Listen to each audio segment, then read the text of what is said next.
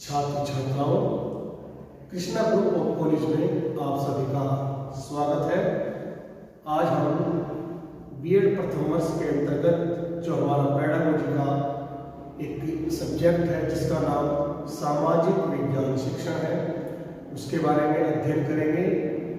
हम लोगों ने पिछले पीरियड में पढ़ा है या पिछले टॉपिक में पढ़ा है कि माध्यमिक विद्यालयों में सामाजिक विज्ञान अध्ययन का शिक्षण क्यों कराया जाता है। उस सामाजिक विज्ञान के अंतर्गत जो हमारे 4 सब्जेक्ट हैं, इतिहास, भूगोल, नागरिकशास्त्र, अर्थशास्त्र, उसकी ऐसी क्या जरूरत हो गई है कि बालकों को उसका ज्ञान दिया जाना जरूरी है ना। तो हमने 2-3 सब्जेक्ट के बारे में पढ़ लिया था। आज हम पढ़ेंगे इसके अंतर्गत कि माध्यमिक विद्यालयों में सामाजिक विज्ञान शिक्षण के अंतर्गत नागरिक शास्त्र एवं समाज शास्त्र पढ़ाने की क्या आवश्यकता है। सबसे पहले नागरिक शास्त्र के बारे में हम जानकारी करना चाहेंगे, जानकारी देना चाहेंगे कि नागरिक शास्त्र के अंतर्गत ऐसी कौन सी जानकारी है, ऐसे कौन से तथ्य छिपे हुए हैं, ऐसी कौन सी बातें हैं जो एक छात्र के अंतर्गत आनी जरूरी है या छात्रों को उसकी जानकारी होना जरूरी है या समाज को भी उसकी जानकारी होना जरूरी है।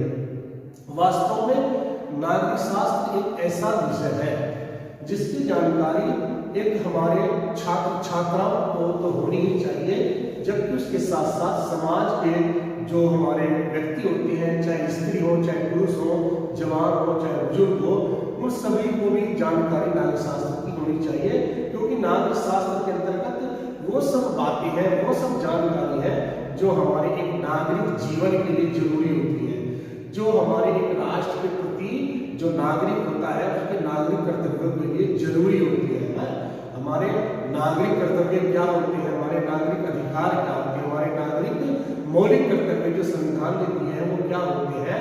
हमें सरकार जब हम बनाते हैं तो सरकार बनाने में जो चुनाव प्रक्रिया होती है, उस चुनाव प्रक्रिया में जो मतदाता होते हैं, वोट देने वाले, उसको ये जानकारी होनी चाहिए कि हमें किसकी सरकार बनानी है या किस प्रत्याशी को हमें जिताना है, जो प्रत्याशी हमारे देश का, हमारे राष्ट्र का, हमारे समाज का, हमारे गांव का विकास कर सकता हो, है जो प्रजा को सुखी रख सकता हो, प्रजा को योजनाएं दिला सकता हो, प्रजा का बहुमुखी विकास कर सकता हो, ऐसे व्यक्ति को चुनने के लिए चुनाव प्रक्रिया होती है। उसमें मतदाता को स्वतंत्रता होती है कि वो किसको चुने ना, इत्यादि बातें जो है ये एक नागरिक शास्त्र ही देता है। इसलिए छात्र छात्राओं के साथ साथ एक आम जनता को भी उसकी जानकारी होना जरूरी है। लेकिन अब हम थोड़ा सा पढ़ने की कोशिश करेंगे कि वो पॉइंट्स कौन कौन से हैं जो वास्तव में जो हमें उसकी जानकारी वहां से मिल सकती है। जैसे इन्होंने बताया है जैसे इन्होंने नंबर 1 बताया है कि नागरिक शास्त्र जो है सरकार को उनके कर्तव्यों से या उनके दायित्वों से उनको अवगत कराता है। यानी कि जो सरकार बनती है, जो शासन करती है सरकार, उसका जो उत्तरदायित्व है, उसकी जो जिम्मेदारी है, जो उसकी ड्यूटीज है, उसके बारे में उसको अवगत कराती है। जैसे आम जनता की बाह्य सुरक्षा क्या होती है, आम जनता की आंतरिक सुरक्षा क्या होती है।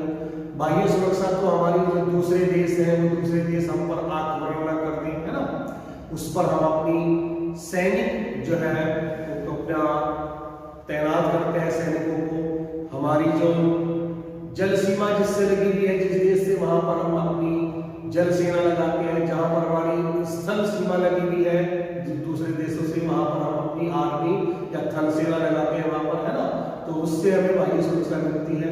और आंतरिक सुरक्षा का मतलब यह है कि समाज के अंदर, राष्ट्र के अंदर, राज्य के अंदर जो है विभिन्न प्रकार के जो असामाजिक तत्व होते हैं या अपराधी तत्व होते हैं, अपराधी स्वरूप प्रवृत्ति के लोग होते हैं, उनसे जो है आंतरिक सुरक्षा होगी या आंतरिक कलह न हो जाए, राज्य के बीच में कलह न हो जाए, राज्य के बीच में किसी विवाद पर जो मतभेद न हो जाए, किसी बात पर मतभेद न हो जाए। जैसे आपका जल संकट हो जाता है कि जहां से नदी का उद्गम होता है वो वहां से तो बहती है, लेकिन वो दूसरे प्रदेश से भी चली जाती है, तो उनका आपस में कुछ समझौता होता है ना।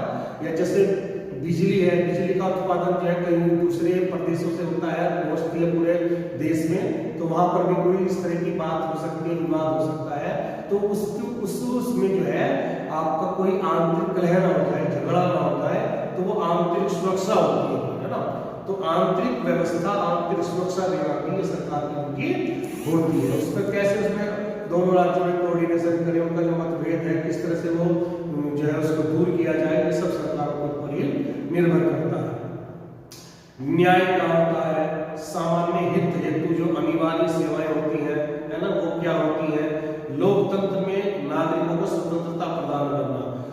लोकतंत्र में तो स्वतंत्रता प्रदान की जाती है प्रजाजनों को अपने, है ना, उनको जीने की स्वतंत्रता होती है, काम करने की स्वतंत्रता होती है, रहने की स्वतंत्रता होती है, अपने विचार प्रकट करने की स्वतंत्रता होती है, अपने जो धर्म है उसके अकॉर्डिंग जीवन जीना या अपने धर्म का प्रचार प्रसार करना, अपनी धार्मिक संस्कृति का प्रचार प्रसार करना, उनको सुरक्षित रखना, इस तरह की स्वतंत्रताएं होती है।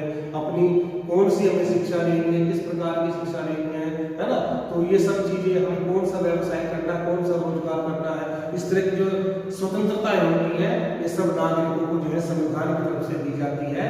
तो ये सब संविधान की तरफ से सरकार ही देती है। सरकार के जो अंतर्गत जो चुने गए नेता होते हैं, मंत्री होते हैं, अलग अलग विषयों के जो मंत्री होते हैं, वहाँ जो वही कार्य को करते हैं। तो ये सब सरकार की ड्यूटी जो है या सरकार की जिम्मेदारी जो है, ये नागरिक शास्त्र जो है इसकी जानकारी देता है कि आपको अपने प्रजाजनों को ये सुविधाएं देनी है। नेक्स्ट क्या है? सरकार को यह अवगत कराना कि सरकार जनता की सेवक है, स्वामी नहीं है। देखिए, वहम हो जाता है ये मंत्रियों को कि हम तो सब कुछ हो गए हैं, लेकिन नागरिक शास्त्र इस तरह की जानकारी देता है, और खासकर लोकतंत्र में तो ये जानकारी देता ही है कि जो बड़े बड़े नेता जो है वो मंत्री बन जाते हैं, कैबिनेट मंत्री बन जाते हैं, उप मंत्री बन जाते हैं, राज्य मंत्री बन जाते हैं, उनको जो है उस राष्ट्र की जनता ही बना करके चुन करके भेजती है, तब वो इस लायक बनते हैं वो मंत्री बन जाए, है ना। अगर उन मंत्रियों को थोड़ा सा इस तरह का एक अहंकार हो जाए कि हम तो स्वामी हैं, है ना, हम तो जो प्रजा है, हमारी सेवक है, उसके हम स्वामी हैं, जैसा हम चाहेंगे ऐसा होगा, तो ये एक मिथ्या बात है, ये गलत बात है ना। लेकिन जनता जो है उस मिथ्या अहंकार को तोड़ सकती है ना। या तो उसी समय भी वो अगर बहुमत में जनता सरकार के सामने आकर के प्रदर्शन करे, आंदोलन करे कि आप जो है जो आपने वादे किए थे या जो आपकी ड्यूटी है आप उस पर खरे नहीं उतर रहे हैं, तो आपको हम डिसमिस कर सकते हैं, आपको आपकी गद्दी से उतार सकते हैं, है।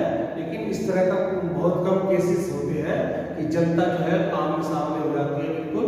लेकिन फिर भी नागरिक शास्त्र जो है यह उन नेताओं को अवगत कराता है कि वो स्वामी नहीं है, वो प्रजा के सेवक है, उनकी सेवा करते हैं वो, है ना। समाज में जो सामाजिक ढांचा है उसको बनाने में, उसको संरक्षित रखने में जो है समाज को सेवा करते हैं। नेक्स्ट क्या है इसमें? छात्रों में नागरिक गुणों को विकसित करने हेतु ये जानकारी देता है। जो नागरिक गुण होते हैं हमारे, वो छात्रों में वो कैसे विकसित किए जाए, है ना। जो हमारी समानता है, न्याय है, भ्रातृत्व है, हमारे विश्व बंधुत्व की भावना है, राष्ट्रीय भावना है ना, या समाजवाद है, आपका समानता है ना? ये सब चीजें जो है ये अपने नागरिक गुण जो होते हैं, ये इन सब गुणों को छात्रों के अंदर डेवलप करने की ये जानकारी देता है। किस तरह से, मतलब कौन कौन सी जो है वो जानकारी जो है हमें नागरिक शास्त्र के माध्यम से मिलती है, वो सब इसमें बता दिया गया है कि ये नागरिक गुणों को विकसित करने हेतु भी जानकारी देता है। एक नागरिक के अपने देश के प्रति कौन कौन से गुण होने चाहिए, कौन कौन से उसके अंतर्गत विशेषताएं होनी चाहिए, कौन कौन सी जो है उसके अंतर्गत जो है अच्छाइयाँ होनी चाहिए, वो अपने देश को प्रेम करे, अपने राष्ट्र को प्रेम करे, है ना, या अपने राष्ट्र का जो संविधान है उसको इज्जत दे, सम्मान दे, कानून जो है कानून का पालन जो है करे, उसका उल्लंघन ना करे। ये सब चीजें जो है ये आपके नागरिक गुणों को विकसित करने वाली होती है। नेक्स्ट इसमें आता है नागरिकों को मूल अधिकारों, मूल कर्तव्यों से अवगत कराता है। देखिए, संविधान में अपने प्रजाजनों को कुछ मौलिक अधिकार दिए होते हैं, जिसके आधार पर जो है प्रजाजन जो है अपना विकास करता है, अपना आर्थिक, अपना सामाजिक, सांस्कृतिक, अपना शैक्षणिक विकास करता है, राजनीतिक, आर्थिक, सारे तरह के विकास उसके आधार पर होते हैं, सर्वांगीण विकास वो करता है ना। और उसके साथ साथ कुछ मूल कर्तव्य भी दिए गए होते हैं। तो वो मौलिक अधिकार, जैसे भारत के संविधान में 6 मौलिक अधिकार दिए हैं भारतीयों को। स्वतंत्रता का अधिकार है, समानता का अधिकार है, शैक्षणिक शिक्षा पाने का अधिकार है ना, या शोषण के विरुद्ध अधिकार है, या आपका धार्मिक शिक्षा का अधिकार है, या आपका जो संवैधानिक उपचारों का उपचार है। इस तरीके से 6 संविधान मौलिक अधिकार दिए हैं। उनको देख करके हम पहचान करके उनको जानकारी लेकर के हम अपना सर्वांगीण विकास कर सकते हैं। अगर हमारे इन अधिकारों का हनन किया जा रहा है, हमें उनसे वंचित किया जा रहा है, तो हम अपने हाई कोर्ट का और उसके बाद हम सुप्रीम कोर्ट का दरवाजा भी खटखटा सकते हैं, जिससे हमारे अधिकार जो है हमको सुरक्षित रूप से मिलते रहे, हम उनसे वंचित न रह जाए। लेकिन उसी के साथ साथ कुछ 10 मौलिक कर्तव्य भी दिए गए हैं जो हमें अपने याद रहने चाहिए। हमारे समाज के प्रति, राष्ट्र के प्रति, जो राष्ट्र की संपत्ति है उसको नष्ट नहीं करना है, उसको संरक्षित करना है। राष्ट्र की संस्कृति, राष्ट्र की जो सभ्यता है उसको सम्मान देना है, उसको संरक्षित करना है, उसको विकसित करना है। जो यहाँ का पर्यावरण है जो है उसको सुरक्षित रखना है, उसको संरक्षित रखना है ना। जो यहाँ का संविधान है, जो यहाँ का कानून है, उसमें हमें विश्वास जताना है, उस कानून के अनुसार अपना जीवन यापन करना है। तो इस तरह से 10 मौलिक कर्तव्य दिए होते हैं, तो उसकी जानकारी भी है देता है। नेक्स्ट इन्होंने बताया है कि छात्रों में संविधान के प्रति सम्मान की भावना जागृत करना। संविधान ने खाली मौलिक अधिकार या मूल कर्तव्य ही नहीं दिए हैं, उसमें बहुत सारी चीजें दी हैं। जो सरकार शासन करती है प्रजा पर, उस शासन करने का जो तरीका होता है वो कानून की किताब अर्थात संविधान में ही दिया हुआ होता है ना। सरकारें होती हैं आपकी, राज्य सरकारें होती है, केंद्र सरकार होती है आपकी, फिर वो जो केंद्र की सरकार है उसमें आप किस तरह से उसकी जानकारी होती है। जैसे उसमें आपकी लोकसभा होगी तो आपकी राज्यसभा होगी। लोकसभा में जो है विधेयक जो है वो पारित किया जाता है, फिर राज्यसभा में जाता है पारित होने के लिए, यानी कि 2/3 बहुमत सदस्य आपको लोकसभा में पारित होगा, फिर 2/3 सदस्यों के बहुमत से वो राज्यसभा में पारित होता है, फिर जाकर के वो कभी कानून बनता है। तो इस तरह से आपके छोटे स्तर की सरकारें होती है, प्रत्येक राज्य में विधानसभा होती है, विधान परिषद होती है, इसमें भी इसी तरह से चलता है। लेकिन जो भी उसका कानून दिया गया है, कानून, उस कानून में बिलीव करना, उसके अनुसार अपना जीवन यापन करना, यह सब संविधान के प्रति सम्मान की भावना को एक जगाने वाली बात होती है। नेक्स्ट इन्होंने बताया है कि छात्रों में नेतृत्व शक्ति को भी विकसित करता है। नागशास्त्र जो है, नागशास्त्र जो है बच्चों को एक नेता बनाने के लिए भी प्रेरित करता है। नेतृत्व शक्ति उसके अंतर्गत डेवलप हो, उसके लिए भी तैयार हो करता है। जब हम नागशास्त्र पढ़ते हैं, टीचर्स उसको कुछ इस तरह की चीजें बताता है। सरकार क्या होती है, सरकार किससे बनती है ना, जनता के द्वारा बनती है। नेता क्या होते हैं, नेता के गुण क्या होते हैं, तो पूरी जो है चुनाव प्रक्रिया क्या होती है, ये सब चीजें जानकारी टीचर्स अपने छात्र छात्राओं को देता है। तो उससे हर बच्चे की अलग अलग प्रतिभा होती है। कोई संगीत कला में आगे होता है, कोई चित्रकला में आगे होता है, कोई नेतागिरी में आगे होता है, कोई डॉक्टर बन सकता है, कोई मास्टर बन सकता है, कोई वकील बन सकता है, कोई आपका जो है जज बन सकता है ना। इस तरह की प्रतिभाएं होती है। लेकिन जिन बच्चों में नेतृत्व गुण की जो प्रतिभा होती है, अगर उसको एक अच्छा प्लेटफॉर्म है स्कूल से ही मिल जाए, तो वो एक अच्छा नेता भी बन सकता है, एक अच्छा वक्ता, एक अच्छा नेता बन सकता है। तो ये नागशास्त्र का उसका एक अच्छा पक्ष है कि वो अपने बच्चों को इस तरह की सुविधा उपलब्ध करा रहे हैं, नेतृत्व शक्ति उसके अंतर्गत विकसित हो सके। नेक्स्ट इसमें बताया है कि छात्रों द्वारा सक्रिय राजनीति में भाग लेने की इच्छा भी जागृत करता है। छात्र छात्राओं को एक राजनीति में किस तरह से सक्रिय भागीदारी करनी है, ये भी एक नागशास्त्र से जानकारी मिलती है। हर विद्यालय में एक छात्र यूनियन होती है, जो माध्यमिक विद्यालय होते हैं, डिग्री कॉलेज होती है, वहां पर भी छात्र यूनियन इस तरह की बनती है। कहीं कहीं पर तो बहुत ज्यादा सक्रिय होती है, कहीं पर बनती नहीं है ना। तो जहां पर ये बनती है तो वहां पर बहुत ज्यादा वहीं से शुरुआत हो जाती है उनकी जो है, मतलब एक किस्म से चुनाव में किस तरह से भागीदारी करनी है, क्योंकि उनका छात्र संघों का चुनाव होता है, उसमें नेताओं का चुनाव होता है, तो उसमें सक्रिय भागीदारी लेते हैं राजनीति में। और कुछ जो 8 क्लास के बच्चे होते हैं जिन्होंने नागशास्त्र लिया हुआ होता है, तो फिर उसको पढ़ करके और ज्यादा जानकारी मिलती है कि किस तरह से छात्र संघ में जो है चुनाव हो रहे हैं तो हमें किस तरह से भागीदारी करनी चाहिए, है ना। कुछ व्यवहारिक, कुछ साहित्यिक ज्ञान से मिल करके वो एक अच्छी एक राजनीति के लिए अच्छा उसके लिए प्लेटफॉर्म तैयार हो जाता है। चलिए, ये तो राजनीति विज्ञान की आवश्यकता हुई। अब हम समाजशास्त्र पढ़ने की आवश्यकता के बारे में थोड़ी सी जानकारी देते हैं। इसमें पहले मैंने बताया कि छात्रों में सामाजिक भावना का विकास करना। समाजशास्त्र का मतलब यही है कि वो बच्चों में सामाजिक भावना को जागृत ही करता है। सामाजिक भावना क्या है? अर्थात जिस समाज में हम पैदा हुए हैं उस समाज के प्रति हमारे कुछ कर्तव्य हैं, ड्यूटी है। उस ड्यूटी को हर छात्र छात्रा को निभाना है, हर व्यक्ति को, स्त्री पुरुष को, सबको वो निभानी है ना। हम अपने समाज में हमारे पड़ोसी होते हैं, हमारा परिवार है, पहले तो परिवार के प्रति हमारे क्या कर्तव्य हैं, फिर अपने समाज के प्रति, पड़ोस के प्रति क्या कर्तव्य है, अपने रिश्तेदारों के प्रति हमारे क्या कर्तव्य है, जिस जिले में हम रहते हैं उसको हम कैसे विकसित करें, अपने पड़ोस को कैसे विकसित करें, अपनी प्रतिभा से क्या योगदान उसको हम दे सकते हैं। तो ये हमारी सामाजिक भावना कहलाती है। नेक्स्ट इसमें आता है कि छात्रों को समाज में होने वाले परिवर्तनों से अवगत कराता है। समाजशास्त्र क्या चीज का ज्ञान देता है कि समाज में जो विभिन्न प्रकार के परिवर्तन हो रहे हैं, संशोधन हो रहे हैं, जैसे आपकी जाति प्रथा है, पहले बहुत ज्यादा ये कंजस्टेड जाति प्रथा थी, बहुत ही मतलब एक किस्म से जकड़े हुए थे लोग जाति प्रथा में। अब धीरे धीरे जो है जाति प्रथा से उभर करके सामने आ रहे हैं, उनमें इंटरकास्ट शादियां भी हो रही है, विवाह हो रहे हैं, उनमें खाना पीना तो काफी दिनों से हो रहा है, साथ में बैठना भी काफी दिनों से हो रहा है। तो ये सारी की सारी जानकारी जो है हमें समाजशास्त्र से मिलती है कि अगर हम जाति प्रथा से जुड़े रहेंगे, है ना, झगड़े रहेंगे तो समाज में जो है शिथिलता बन जाती है, समाज में विघटन हो जाता है। लेकिन समाज में परिवर्तन चाह रहा है। आज संचार के साधन क्या है, पहले संचार के साधन क्या थे?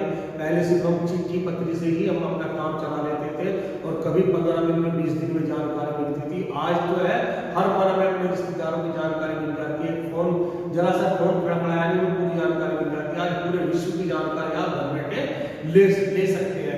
इंटरनेट पे हर सुविधा मिल सकती है आपको, हर तरह की जानकारी आपको इंटरनेट की सुविधा से मिल जाती है। तो ये सब समाजशास्त्र इसके बारे में बताता है।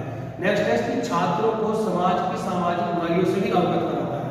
समाज में विभिन्न प्रकार की बुराइयां होती है, जैसे बाल विवाह है, जैसे आपकी निर्धनता है, जैसे आपकी बेरोजगारी है, जैसे आपकी कुछ कुप्रथाएं हैं, है ना, दहेज प्रथा है, जैसे आपकी फिर आपका लड़कियों के प्रति जो है घिनौनी जो बनी हुई है, भावना बनी हुई है, उसके बारे में, है ना, या फिर लड़कियों को कम पढ़ाना, लड़कों को ज्यादा पढ़ाना, मतलब उनको बराबर का दर्जा देना। तो इस तरह की कुछ बीमारियां होती हैं, ये संकुचित बीमारियां होती है। इससे जो समाज जो है वो जुड़ा हुआ होता है। तो उस जो समाज इससे जुड़ा हुआ होता है, समाज ज्यादा तरक्की नहीं करता है, ज्यादा विकसित वो नहीं हो पाता है। तो ये सामाजिक बुराइयों से भी अवगत कराता है समाजशास्त्र जो है, और उनसे हम कैसे निपटारा पाए, उनका समाधान क्या होगा, तो उसकी जानकारी समाजशास्त्र के माध्यम से हमें मिलती रहती है। नेक्स्ट उन्होंने बताया कि समाजशास्त्र जो है मानव का विभिन्न सामाजिक संस्थाओं से संबंध क्या है उसका अध्ययन कराता है। यानी कि समाज में विभिन्न प्रकार के समुदाय होते हैं, संगठन होते हैं, समितियां होती हैं, संस्थान होते हैं, और एक व्यक्ति जो है विभिन्न प्रकार के समुदाय से जुड़ा हुआ होता है, विभिन्न प्रकार के संप्रदाय से जुड़ा हुआ होता है, विभिन्न प्रकार के संगठनों समितियों से जुड़ा हुआ होता है। तो वो उनसे किस प्रकार से जुड़ा हुआ हो, क्या उनका संबंध है, क्या वो वहां पर कार्य करता है, वो कौन कौन सी क्रियाएं करता है, वो किन किन व्यक्तियों से मिलता है, उसका पद वहां पर क्या है ना।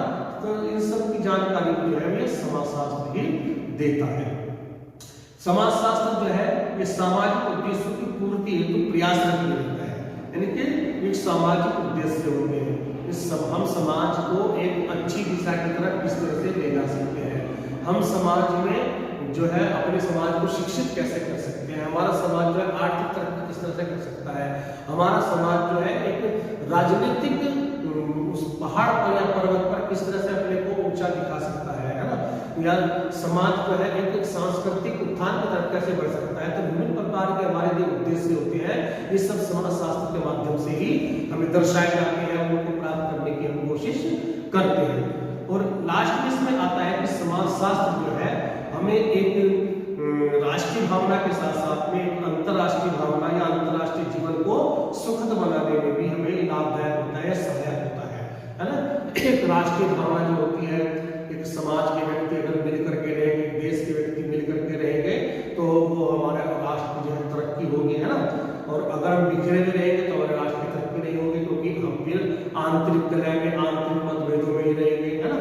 तो इस प्रकार की भावना जगाता है कि राष्ट्र अपना जो है एक माला के रूप में जो है एक कड़ी के रूप में जो है उसको विकसित किया जाए। जिस तरह से एक माला में विभिन्न प्रकार के मोती होते हैं, फूल होते हैं, है ना, उससे एक माला बनती है। तो एक राष्ट्र में विभिन्न प्रकार के व्यक्ति होते हैं, विभिन्न संप्रदायों के, विभिन्न धार्मिक धर्म के, विभिन्न जाति के लोग होते हैं, लेकिन फिर भी वो एक राष्ट्र के व्यक्ति कहलाते हैं। देखिए जैसे भारत में विभिन्न धर्मों के लोग यहाँ पर निवास करते हैं, हिंदू धर्म भी है, इस्लाम धर्म भी है, बौद्ध धर्म भी है, जैन धर्म भी है, पारसी भी है, लेकिन फिर भी हम अनेकता में एकता लिए हुए हैं, हम एक हिंदुस्तानी कहलाते हैं। तो एक राष्ट्रीय भावना है, लेकिन उसी के साथ साथ जो है एक अंतरराष्ट्रीय सुखद भावना भी हमारे सामने ये प्रस्तुत करता है, क्योंकि हमारी संस्कृति तो अच्छी है, लेकिन उसके साथ साथ विदेशों की संस्कृति भी अच्छी है। वहां से भी अगर हम कुछ लेना चाहें, ज्ञान की बातें हैं, तो उसको हमें लेने में कोई गुरेज नहीं होना चाहिए।